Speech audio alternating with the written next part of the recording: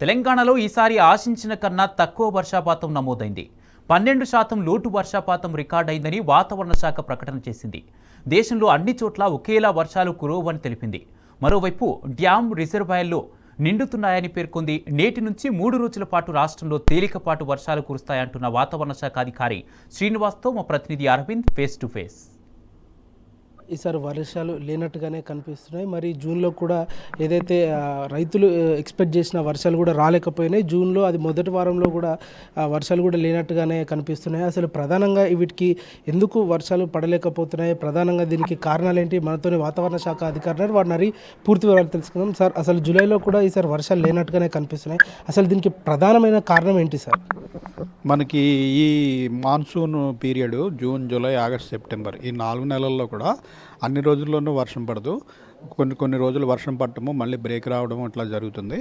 అయితే మనకి మాన్సూన్ చురుకుగా ఉండి బాగా వర్షాలు పడాలంటే మనకి దగ్గరలో పశ్చిమ మధ్య బంగాళాఖాతంలో ఒక అల్పపీడనం ఏర్పడటము, ఉత్తర కోస్తా తీర ప్రాంతంలో కానీ, పశ్చిమ మధ్య బంగాళాఖాతంలో కానీ, లేకపోతే ఇటు పశ్చిమ తీరంలో అరేబియన్ సముద్రంలో కూడా ఒక అల్పపీడనం ఏర్పడి వీటి నుంచి ఒక ద్రోణి తెలంగాణ మీదకి పోవడము, ఆ అల్పపీడనం మరింత బలపడి వాయుగుండంగా మార్పటం, ఇలాంటి పరిస్థితులు ఉన్నప్పుడు మనకి తెలంగాణలోనూ ఆంధ్రప్రదేశ్లోనూ కూడా విస్తృతంగా వర్షాలు పడుతుంటాయి.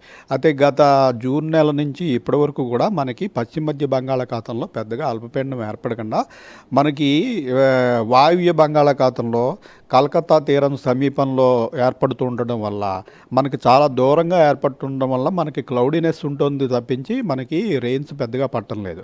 అయితే మాన్సూన్ ఋతుపవనాల్లో చురుకుదనం ఏమీ పోలేదు.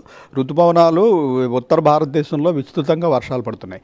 అలాగే పశ్చిమ తీరంలోని రాష్ట్రాలు మనకి కోస్టల్ కర్ణాటక, ఇటు కొంకణ్ తీరము, కేరళ ఈ ప్రాంతంలో కూడా బాగా, మహారాష్ట్ర ఈ ప్రాంతంలో కూడా బాగా వర్షాలు పడటం వల్ల మనకి తెలంగాణలో వర్షాలు పడకపోయినా మన నదీ పరివాహక ప్రాంతం, మనకి గోదావరి, కృష్ణా నదులు ఎక్కడి నుంచి వస్తాయో అక్కడ విస్తృతంగా భారీ వర్షాలు, అత్యంత భారీ వర్షాలు పడుతుండటం వల్ల మనకి యాక్చువల్గా డ్యాములు నిండే పరిస్థితికి కూడా అప్పుడే చేరుకున్నాం. జనరల్గా ఈ డ్యాములు నిండడం అనేది మనకి జూలై ఆఖరి వారం, ఆగస్టు మొదటి వారంలో జరుగుతుంది. కానీ ఇప్పుడు డ్యాములు నిండుతున్నాయి. సో ఇప్పుడు మనం మాన్సూన్ చురుకుతనం కోల్పోయింది అంటానికి లేదు.